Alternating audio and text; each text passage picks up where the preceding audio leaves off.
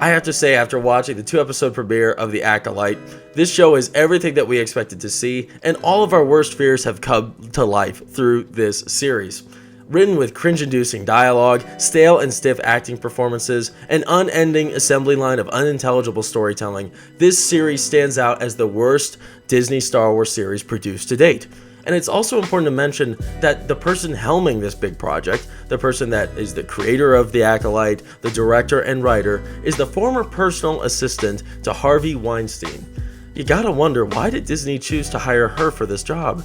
I mean, to have connections with a big criminal like that completely changed the industry is baffling, and it makes you wonder if Disney has some weird backward stuff going on that they don't want the public to know about. So it was definitely an odd choice, but I have to tell you, don't watch this show. Please do not watch this show.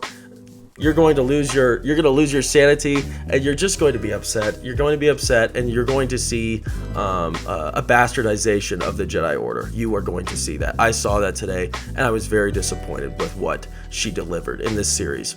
So allow me to paint a picture for your amusement. But before I do, make sure to like the video, subscribe to the channel, hit the notifications bell so you don't miss the next episode. I greatly appreciate it. Episode 1 opens with the entrance of the mysterious new main character hunting a Jedi tied to her troubled past. Upon discovery, Carrie-Anne Moss is the Jedi prey who reluctantly engages in weightless scripted combat with the Acolyte. The fight is clunky, juvenile, and frankly terrible, which inevitably leads to the death of the introduced Jedi Knight, Carrie-Anne Moss. Following this event, we see the same mysterious main character, Osha, residing as a technician for a Trade Federation ship. She had given up the Jedi way 6 years ago and was apprenticed to Master Soul. Somehow the Jedi were able to discover her location and presume that she was involved with the murder of the Jedi Master, although she objected to the claim several times over. She was thus placed in a ship hauling prisoners to be sentenced for their crimes that conveniently batters against an asteroid field, causing a chance for escape. Assisting the other prisoners in their attempts for dismissal, they left her alone to die in the crashing ship. The ship eventually crash lands into the snowy planet of Karlak, where she was greeted by a strange figure. Following her curiosity, she chases after the shape and discovers that it's her twin sister May. After pursuing her through many moments of their past, she eventually wakes up amidst the rubble of the crashed ship. Master Soul, played by Squid Game star Lee Jung-jae, looks for Osha and is accompanied by his Padawan Jeki and Jedi Knight Yord. I have to say, Jeki has to be one of the worst and ugliest Jedi or alien creature designs I've ever seen in the Star Wars universe, so if you agree with me, let me know in the comments below. Quickly upon arrival, the Jedi corner Osha and plead with her to surrender to them. She will not claim guilty for murdering the Jedi, and pleads that her sister is still alive. And without any sort of selling dialogue or evidence, Master Soul immediately believes her and takes her under his wing yet again. The episode ends with the reveal that yes, it was her twin sister who killed the Jedi, which serves a darker master. So yes, the first episode was truly unbearable to watch, but going into the second episode, we follow the Acolyte, who is May, the twin sister of Osha, as she searches for a meditating Jedi, yet again connected to her past. This time, this Jedi is guarded by a force field. Literally a force field made from the Force. I don't think I've ever seen anything like this in all of Star Wars lore or whatever else, but this Jedi was absolutely impenetrable. Through several pitiful attempts to try to kill him, she fails and retreats to a friend of hers who provides a poison that will somehow do the deed. Visiting the Jedi Master Torben yet again after receiving the poison, he finally awakens and performs the most humiliating, disheartening, unrealistic action a Jedi would ever do. He kills himself! He was ashamed of his past and atoned for his sins by doing this. What is going on? Where does any Star Wars creator go off by making this a decision from a Jedi Master? Who in their right mind would ever write a Jedi Master or any sort of character within the Jedi Order into doing an action such as this? They don't kill themselves. This is absolutely unrealistic and complete departure of everything George Lucas stood for with the Jedi Order. Throughout the episode, the perspective changes between the twins, which can be confusing considering that both characters literally look exactly the same and they act exactly the same. I hate to say it, but the main actress who plays this character she does not do a good job differentiating these characters. And the only thing we have to differentiate them is that one character is doing inherently evil things, and the other one is just not doing those evil things. They both act exactly the same, though, and they both have the exact same hairstyle, which doesn't make really any sense why twins would have the exact same hairstyle, especially because these two had been separated since they were little kids. But Osha and the band of Jedi eventually track down the Acolyte, and the new annoying Padawan Jeki devises a plan to reveal May's motives. Osha must go undercover, Sting style, to confront the man who sold May the poison, to engage with him enough to reveal any valid information. This of course works because the new overly clever and brilliant Padawan has a greater say in development than the Jedi Knights and Masters in the band. Of course, why wouldn't she? I have to say this character, Leslie Headland, she was going for sort of an Ahsoka feel.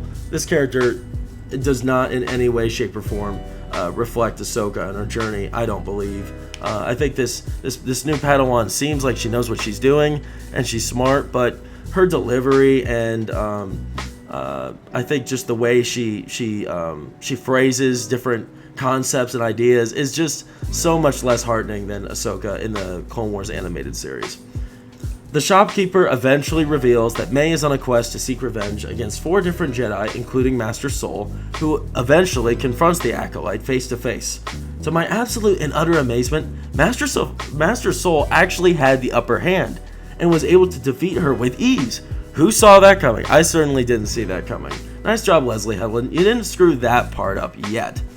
However, she does somehow escape and leaves the viewers questioning where her future entails.